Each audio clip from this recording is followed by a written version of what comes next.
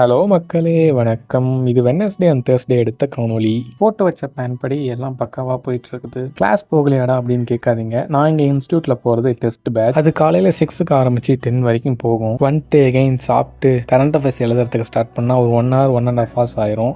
அதுக்கே டைம் 12:30 ஆகிடும். அதுவும் இல்லாமல் கான்செப்ட்ஸே லேர்ன் பண்ணாமல் டெஸ்ட் எழுதுறதுல எனக்கு கொஞ்சம் உடன்பாடு இல்லை. அதனால் ஃபர்ஸ்ட் இந்த கான்செப்ட்ஸ்லாம் லேர்ன் பண்ணிட்டு அப்புறமேல் போய் டெஸ்ட் எழுதுனா அது நமக்கு கொஞ்சம் கான்ஃபிடென்ஸாக இருக்கும். அதனால் இப்போதைக்கு ஹோல்ட் பண்ணி வச்சிருக்கேன். அதுக்காக டெஸ்ட்டே போட மாட்டேன்னு கேட்காதீங்க.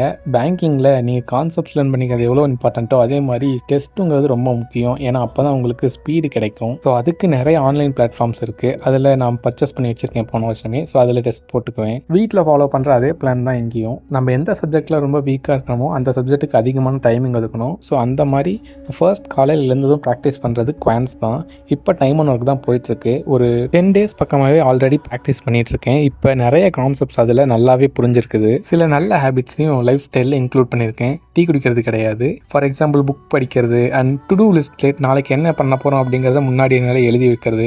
ஆக்சுவலாக அதெல்லாம் ரொம்ப ஹெல்ப்ஃபுல்லாக இருக்குது. ஸோ கண்டிப்பாக நீங்களும் ட்ரை பண்ணி பாருங்கள். அண்ட் நம்ம ஹேர் கேரையும் விட்டுறக்கூடாது. எனக்கு இருக்க அதே ப்ராப்ளம் என் ஃப்ரெண்டுக்கும் இருந்துச்சு. அவன் டாக்டரை பார்த்தப்ப இந்த ஷாம்பு சஜஸ்ட் பண்ணாங்க. ஸோ நானும் அதை வாங்கிட்டேன். எக்ஸ்டர்னலாக நம்ம எவ்வளோ தான் பண்ணாலும் இன்புட், அதாவது நம்ம சாப்பாடு கரெக்டாக இருந்தால் எல்லாமே நம்ம பாடியில் கரெக்டாக ஃபங்க்ஷன் ஆகும். இனி அதையும் கொஞ்சம் சேஞ்ச் பண்ணணும். நம்ம ஃப்ரெண்ட் ஒருத்திங்க சர்வமயா அப்படிங்கிற படத்தை சஜஸ்ட் பண்ணியிருந்தாங்க. ஆக்சுவலாக ரொம்ப நல்லாவே இருந்துச்சு. டிஃப்ரெண்ட்டான கான்செப்டில் ரொம்ப நல்லா இருந்துச்சு. எனக்கு பிடிச்சிருந்துச்சி.